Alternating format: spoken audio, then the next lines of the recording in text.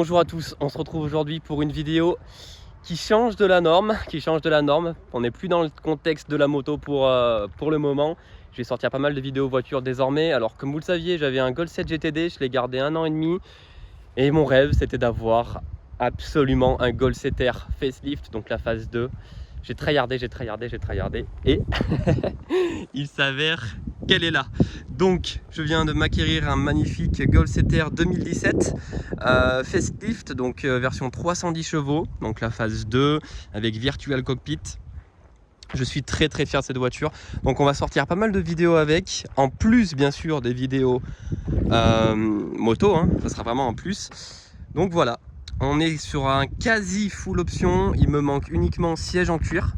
Mais siège en cuir dans ma région où je suis, il fait tellement un temps de merde que l'été t'as chaud au cul et l'hiver tu te cailles littéralement. Donc je préfère un intérieur Alcantara où je vais vous montrer tout après. Et il me manque aussi la caméra de recul. À part ça, on a toit ouvrant, grand écran, line assist, tout blabla, tous les aides électroniques, tout y est. Donc voilà, mon Instagram, ceux qui veulent me suivre sur Instagram, le réseau social où je suis vraiment le plus actif. On va faire le tour de la voiture en entier. Le derrière est vraiment magnifique. J'adore ce derrière là avec les 4 sorties, c'est très beau. On va faire pas mal de petites modifs dessus, Donc voilà, bleu lapis, l'option elle vaut 3000 € de série. Je voulais absolument un 7R avec cette option là, parce que vraiment un 7R noir, un 7R blanc, il n'y a pas le charme de cette voiture là quoi. C'est le bleu lapis ou rien pour moi. Donc voilà, je voulais absolument le bleu. Donc on va rentrer, je vais vous montrer le tableau de bord. Donc voilà pour les sièges. Donc siglé R, on est sur un intérieur Alcantara.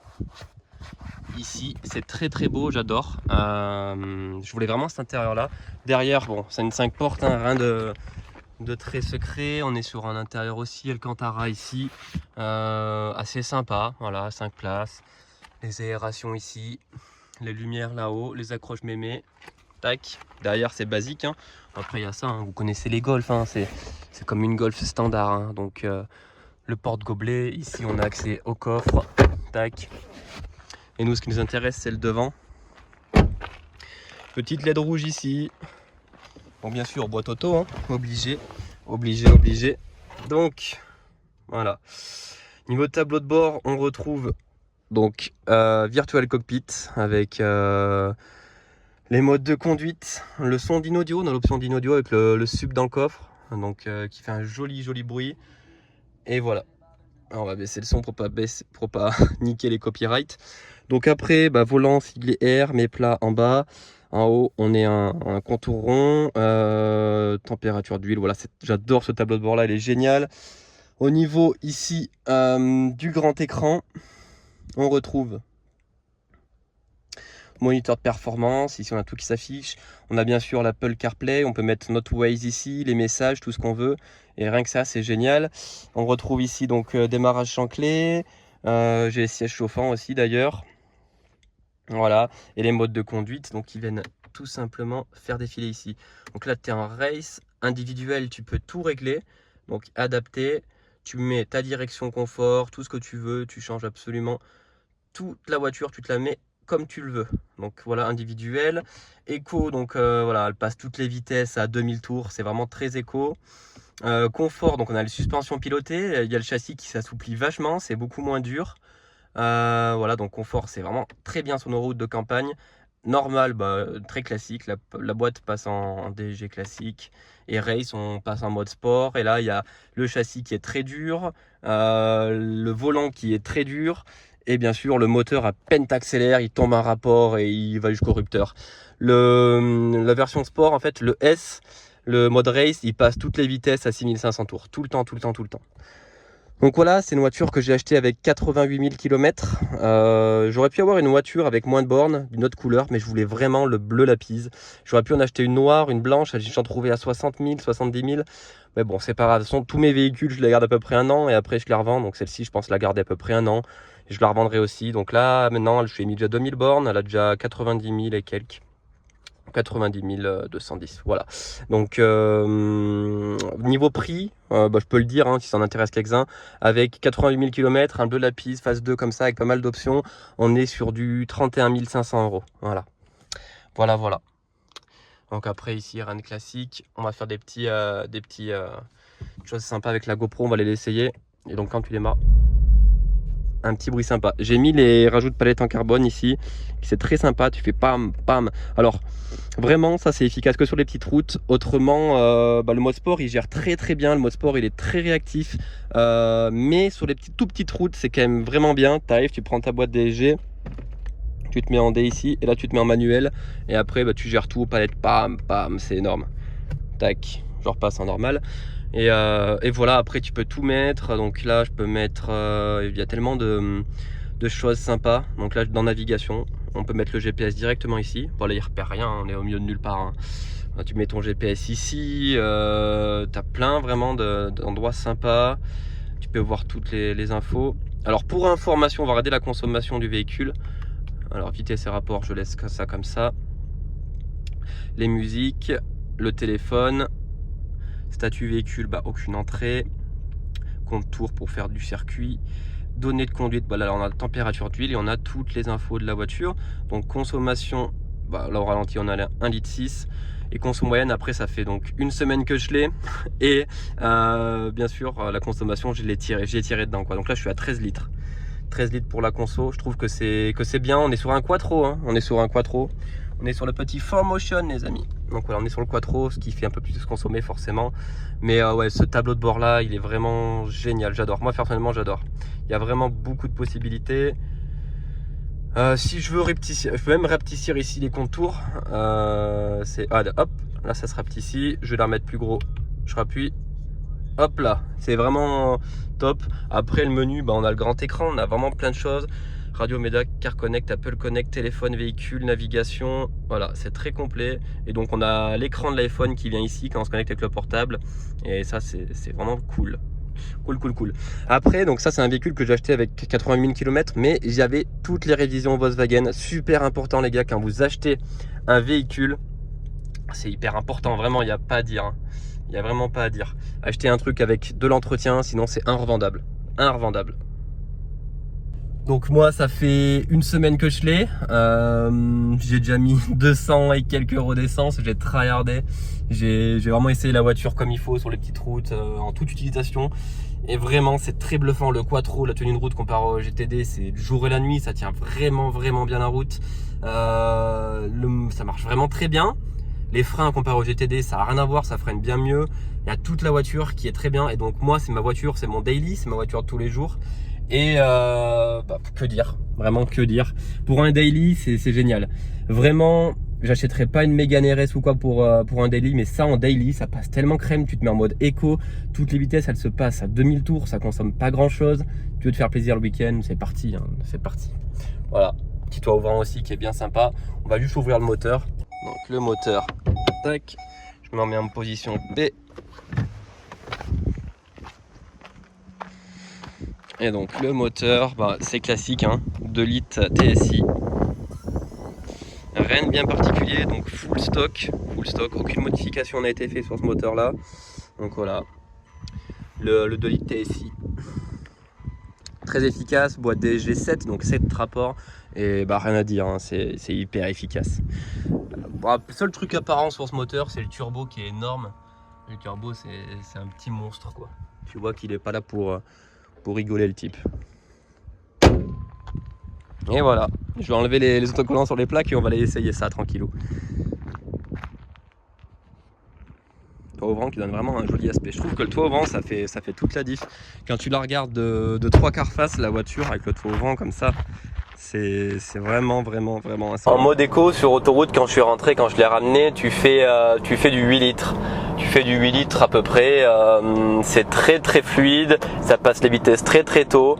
Et voilà, donc tu peux très bien rouler fort en consommant et très bien rouler doucement en restant avec une conso très sympa. Après là ça fait une semaine que je l'ai, donc j'ai voulu vraiment l'essayer. Je l'ai fait essayer à mes parents, à mes potes, à mon frère et tout. Donc c'est vrai que niveau conso on a à peine fait 300 bornes avec le plein quoi, je te cache pas. Niveau de l'assurance aussi, je trouve que c'est raisonnable avec le GTD en tout risque. Donc Golf 7 GT, ça fait quand même 184 chevaux. En tout risque, je payais 92 € par mois. Là, avec le 7R, donc 310 chevaux, 2017, beaucoup plus cher, on est seulement à 96 € par mois. Voilà, sachant que j'ai jamais eu de malus, jamais eu d'accident responsable et je suis à plus 0,25 de bonus. Voilà. Après, voilà, cette voiture, vraiment, j'ai rien à lui redire. Pour une compacte, une citadine un daily, c'est génial. Le bruit est dingue. Donc là, on est sur la version 2017, à savoir que les 2017 n'ont pas de FAP. C'est à partir de 2018. Donc, gros plus, elle fait des petits P au positionnement de vitesse en 1, en 2, en 3 et en 4, elle ne pète plus. Donc on va mettre une suppression d'intermédiaire, au moins une suppression d'intermédiaire. Si ça fait pas assez de bruit, on mettra directement une ligne, on se prendra pas le chou, on mettra la ligne et basta. Seul petit truc, c'est que ça passe, c'est bien à la fois, moi j'aime bien aussi, c'est que ça passe vraiment discret comme voiture. C'est pas une voiture qui attire l'œil, ça reste assez sobre. Après en bleu ça attire un peu plus l'œil là, mais il y a que les connaisseurs qui savent que ça fait plus de 300 chevaux quoi. Un mec qui connaît rien en automobile, il dira jamais que c'est une voiture de sport et il verra jamais que c'est une voiture de sport. À part les 4 grosses sorties à l'arrière, c'est tout quoi.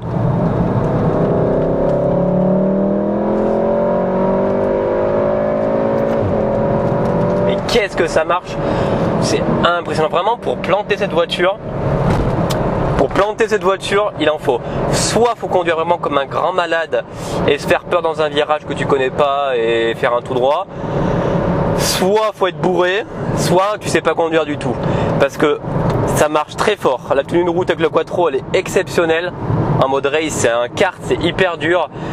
Et vraiment ça freine très très fort. Le GTD freinait fort, mais alors là le freinage d'origine, alors il est peut-être pas performant sur le long terme, c'est-à-dire qu'il va vite s'essouffler. Enfin du moins tu fais 20 bornes à fond, vraiment bien soutenu avec du gros freinage. Au bout de 20 bornes tu vas avoir les freins qui vont fumer, tu vois. Après en usage voilà, normal, loisir comme moi là, ça suffit largement. Largement. Les suspensions pilotées, alors en mode race, qu'est-ce que c'est dur. Au début je me suis fait avoir 2 fois. Une route de campagne, ça a tapé, je crois que j'avais tout cassé. Mais vraiment en mode race, mais pas le mode race, vraiment, sur la petite route de campagne tu bannis, hein. Vraiment c'est oubli. Qu'est-ce que c'est dur. Waouh, j'ai un pote qui a une Clio 3 RS, c'est autant tape-cul en mode race, hein. Waouh là là. Après tu passes en confort, zéro problème de suspension, ça fait plouch et c'est bijou. J'ai pas encore fait de launch control, j'ose pas, je prends un minimum soin de la mécanique quand même. Mais on va se faire un départ arrêté en première sans launch control juste pour vous montrer comme ça craque. Moi ce qui me fait jouir c'est le pro à chaque passement de vitesse. C'est vraiment le petit kiff de la DSG quoi. Il y en a qui aiment pas, moi j'adore.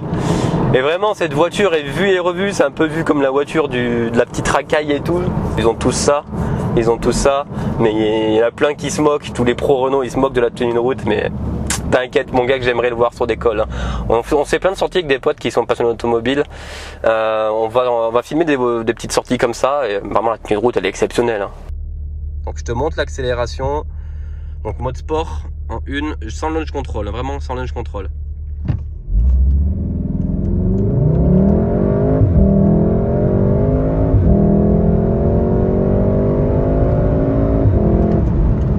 C'est n'importe quoi.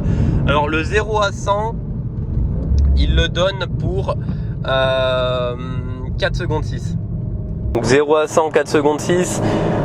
100 à 200, c'est hyper vite aussi. En fait le turbo il charge à 2 bar 5 et après c'est terminado quoi, il s'arrête jamais. Vraiment c'est waouh. Ça pèse rien. C'est pas un Porsche là, Cayenne, un truc qui pèse 2 tonnes. Là on est sur une voiture qui fait 1 tonne 400 et des brouettes. Et ouais, c'est bijou hein. Et vraiment le mode sport, hein, il y a tellement de quoi faire. Je vais pas m'étaler sur cette vidéo sinon elle va être trop longue, mais on se fera d'autres sorties. De toute façon on se fera d'autres sorties où on exploitera mieux la voiture, on se fera des petites sorties entre potes, entre passionnés, on parlera un peu de tout ça et ça sera cool. Je compte en faire plusieurs et dites-moi si ça vous plaît ce format-là de vidéo. Je vais descendre, je vais mettre la GoPro derrière pour que vous entendiez bien le bruit et voilà. En tout cas, merci à tous du visionnage. N'hésite pas à poser ton commentaire pour me dire ce que tu penses de cette voiture. Chacun ses goûts, vraiment, chacun ses couleurs, chacun ses goûts, mais moi, j'adore. Vraiment, c'est une voiture que je pense que j'aurais très du mal à me lasser.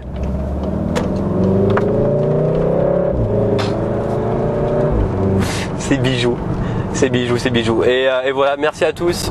Je réponds à tous les commentaires, vous le savez, vous commencez à me connaître. Et gardez la pêche, je vous kiffe la famille. Bye bye.